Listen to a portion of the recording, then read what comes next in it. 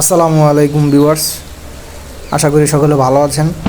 তো আজকে আপনাদেরকে দেখাচ্ছি যে আমাদের ভোলা জেলার কি অবস্থা, এমনকি আজকের যে আবহাওয়া, যে ওয়েদার, এটা তো দেখতেই পারতেছেন খুবই ভয়ঙ্কর।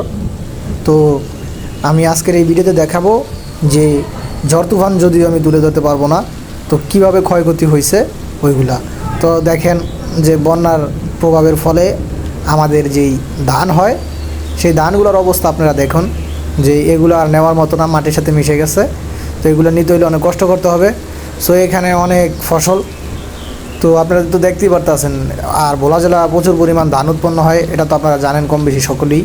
তো এখন বন্যার হালকা কিছু বন্যার ফলে যে দেখতেই পারতেছেন যে ধানগুলো নষ্ট হয়েছে। তো এখনও কিন্তু আপনার মেঘের অবস্থা তেমন ভালো না। তো মেঘের অবস্থা এখনও খারাপ, চারপাশ দেখুন কীরকম নীরব হয়ে গেছে, আর ধানগুলোর কীরকম ক্ষতি হয়েছে এটা তো দেখতেই পারতেছেন। তো আপনারা দেখেন যে ওয়েদার কিন্তু এখনও খারাপ।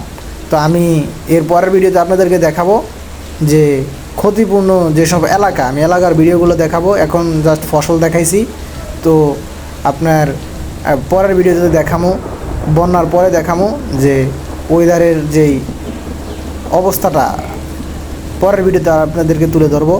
তো সকলে আমার সাথে থাকুন, এমনকি আমার সকল ভিডিও দেখবেন আশা করি, কেননা আমি প্রাকৃতিক এমন ভোলা জেলার যেসব ধরনের সকল ধরনের ভিডিও আমি আপলোড করে থাকি ভোলা জেলায়। তো আকাশের অবস্থা এখনও ভালো না, ওয়েদার খুবই খারাপ, খুব ঠান্ডা বাতাস। তো জানি না কি হয়।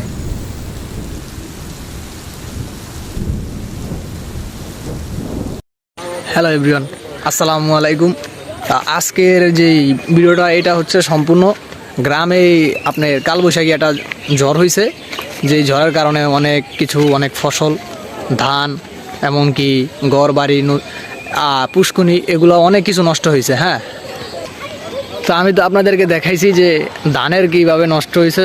বেশ করে ধান, যে ধান থেকে আমরা চাল পাই, সেই ধানগুলো অনেক নষ্ট হয়েছে, ক্ষয়ক্ষতি হয়েছে। এমনকি আমার পিছনে দেখতেই পারতেছেন যে অনেক ক্ষয়ক্ষতি হয়েছে বন্যায়।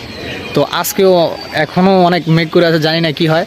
তো শেষের ভিডিওতে আপনাদেরকে দেখাবো বন্যায় ক্ষয়ক্ষতি হওয়া যেসব যে ধরনের ক্ষতি হয়েছে, ক্ষতিপূর্ণ, ওইগুলো আমি আপনাদের মাঝে তুলে ধরবো। তো পরের ভিডিও দেখতে সাথে থাকুন। ধন্যবাদ।